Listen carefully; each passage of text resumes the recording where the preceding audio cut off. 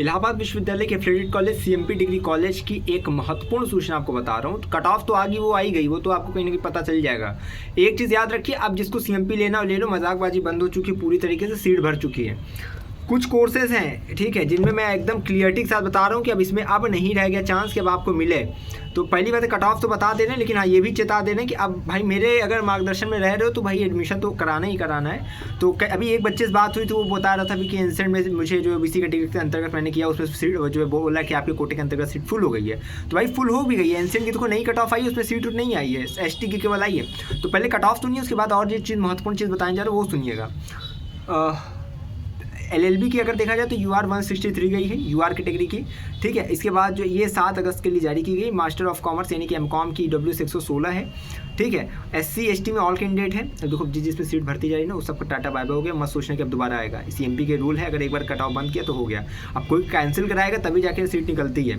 LLM का देखो यूआर 192 गया है, ठीक है, 192 गई कट ऑफ। उसके बाद एंशिएंट हिस्ट्री में केवल एसटी कैटेगरी की है, वो भी ऑल कैंडिडेट। एमए इकोनॉमिक्स में SC ST all candidate. MA education में यूआर 20 नंबर गया, EWS OBC SC ST all सब है।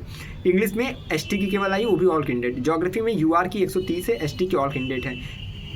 हिंदी में देखो यूआर की नहीं आई है, केवल ईडब्ल्यूएस की, एससी और एसटी की आई। एससी में 70, ईडब्ल्यूएस में 105, एसटी में ऑल कैंडिडेट है, ठीक है।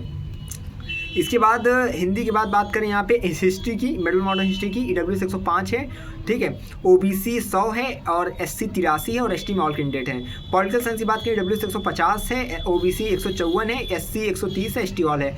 भैया देखो जो भी अब इधर उधर यूआर कैटेगरी से, भैया तुम लोग कहीं ना कहीं अपना एसपीएम में और कन्या में प्रवेश प्रशस्त कराओ, नहीं तो परेशान रहोगे। एसएस खन्ना में पता करो, अगर मिल रहा हो तो वहाँ पे पेपर आते रहिए, ठीक है।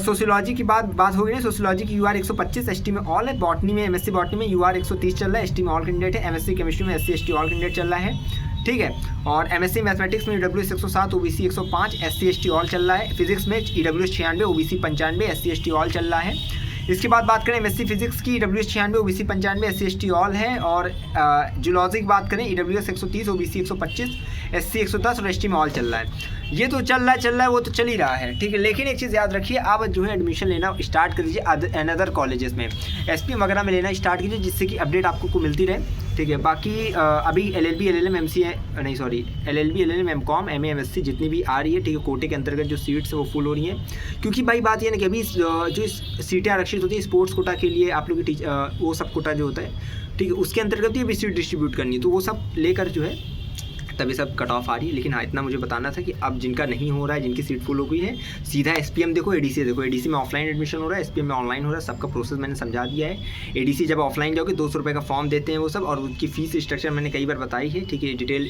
डिस्क्रिप्शन आप लोग को जो मैंने तैयारी कैसे करें, जब आपकी पर्टिकुलर विषय बताई थी मैंने फीस उस सब उसमें बता दी थी।